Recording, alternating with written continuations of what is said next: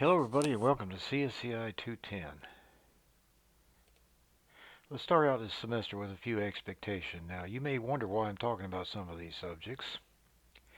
Well, the reason I did that because somebody tried it. Everybody's familiar with this sign, do not open in flight. That means somebody has tried it. Another one, don't tip a rock a vending machine. You've probably seen this sign, you've seen people actually do it. Of course, there's my favorite, don't stick your hand in the toilet. I don't know that I would think to do this, but apparently this has been a problem. So as I go through my expectation, keep in mind that they're event driven. There are reasons why I put them there.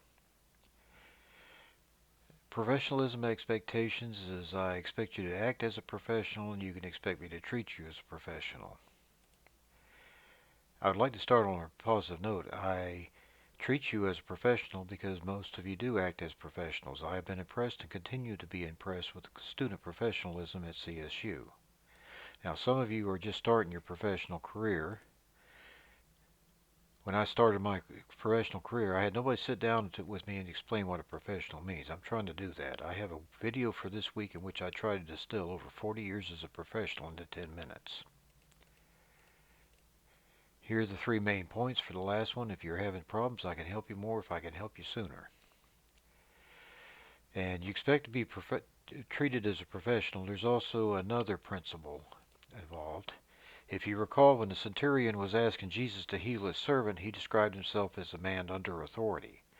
Be a centurion, he could have described himself as a man with authority, but he chose to emphasize the responsibility that always goes with authority. I see my role as an instructor as being under authority. I'm accountable to CSU, and I'm ultimately accountable to God, how I treat you. God has a plan for everyone, and I have the privilege of helping you discover and follow God's plan for your life. Okay, life happens quick. This is why I made the 3-strike rule. You can miss up to 3 assignments, but you will probably be too far behind if you miss any more. If you're late to class occasionally, I'll probably not notice, but chronic lateness poses a problem.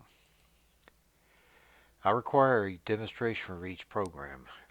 Sometimes I forget to note it, but we'll take your word for it that you demonstrated it because you're a professional and your word is your bond. Next, let's talk about academic integrity. Here's the official CSU reference. How does integrity apply to programming? Collaboration is common and should be encouraged, but when it ceases being collaboration, it becomes copying. Remember, the purpose of collaboration is to learn. I would say if I see you seated next to another student and two of you are not saying a word and you are watching what they are typing on the screen and typing it on your computer, you are copying. That's an actual instance. Unfortunately, I have some other actual instances to share with you. I had a case where a student turned in a file that asked, whose farm is this? And the answer was Johnson's. The student's last name was not Johnson, but the student next to him had that same last name, and wouldn't you know, his program was exactly the same. I had a case where through an individual work, a student would walk around with his book bag on his shoulder and talk to other students. He would leave immediately afterwards. I found out he was taking a picture of other students' program and copying it as his program. I eventually figured out when he was surprised by his own program when he demonstrated it. According to the CSU policy, helping somebody else cheat is cheating. The excuse I didn't know what they were going to do with it doesn't wash. I've charged some lenders with academic violations and had it stand when appealed. So what are the standards for claiming a program as your own? You created the file, you typed everything in it, and you can explain your program. Basically, you need to own your program. I should be able to select any random block in it, and you should be able to explain what it did and why you included it. Now, there is some collaboration allowed, and of course you can use course sources. You cannot copy another student's program. I have developed a program to screen for copying. I say screen because I verify its findings before proceeding any further. I also do not use it on all assignments because some assignments are very directive and all resulting student programs should be identical. There are some that are more divergent that I will screen for copying.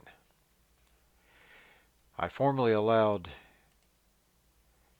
internet research, but it's become so AI integrated it will negate the value of the exercise. Speaking of AI,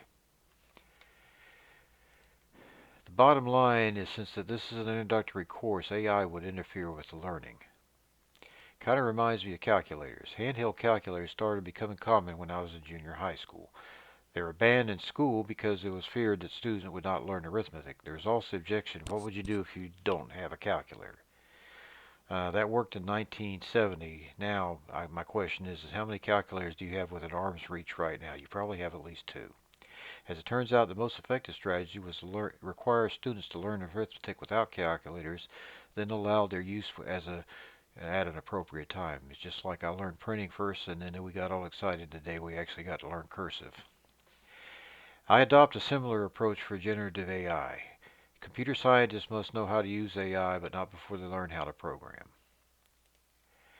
Okay, since I am using an AI detector, I want to be transparent about it and let you know what I'm using. I'm using Turnitin CSU's AI detector per CSU policy. Any assignment may be submitted. Students agree that by taking this course, all required assignments may be subject to submission for textual similarity review to Turnitin.com for the detection of plagiarism. All submitted assignments will be included as source documents in the Turnitin.com reference database solely for the purpose of detecting plagiarism of such assignments. Use of the Turnitin.com service is subject to the Turnitin usage policy. Okay, criteria I use is 20%. I screen assignments so they indicate 20% or more text as AI generated. There are a few other details that you learn about in the syllabus. Okay, so we talked about AI use detection. I'm now talking about determination. I kept on saying 20% screening. I say screen because I require some collaborative evidence. I will not charge a student with an academic violation based solely on an AI detection score alone. I will have some writing samples assignments prior to the ethics paper to provide a baseline for comparison. I require you to demonstrate all your programs. When you demonstrate your program, I'll ask you about it. In addition to AI detection, these questions will allow you to practice the reasoning you will need for the tests and final exams.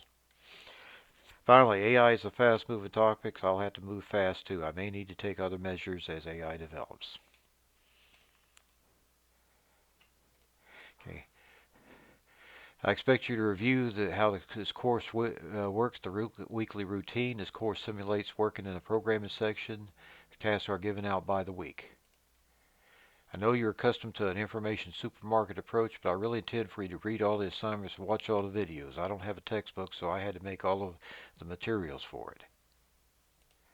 You should test your programs before demonstrating them. This is an expectation for all programmers worldwide. A programmer does not test their code before put in production can suddenly become a former programmer.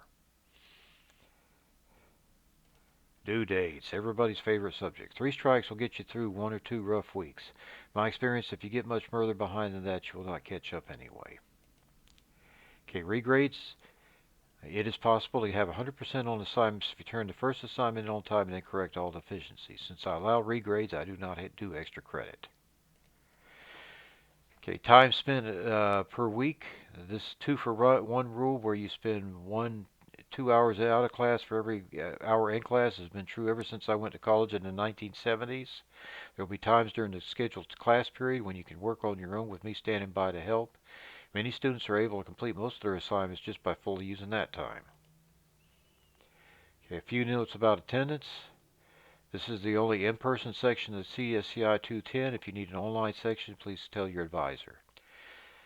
6 absences works out to be 3 weeks or 25%. Most employers would not tolerate a 75% attendance rate. Now, when I was going to college, I had one professor out of 4 years take attendance. What happened? Follow the money. There was always the notion that the federal government gave you money to go to college, you should be academically engaged, as they say, actively going. Somewhere in the 1990s, somebody had the idea that attendance would be a great way to track academic engagement since it's a simple metric. Now federal aid is tied to attendance. Since money and the federal government involved, I do not have much leeway. One factor that would help be documentation such as a doctor's note. I even had reserve give me a letter from their CO, commanding officer, for those of you not in the military. Whoops, we're almost there. Hang on. Another solution for exceptional cases is through the Student Success Center. I've had students that coordinated through the Student Success Center for pregnancy and taking care of their mother. They ended up finishing the course and getting the credit. Now for everybody's favorite song. Now that we have the administrative stuff out of the way, let's go do some programming. Do not forget to introduce yourself in the discussion. It is a easy first grade. Thank you for your attention.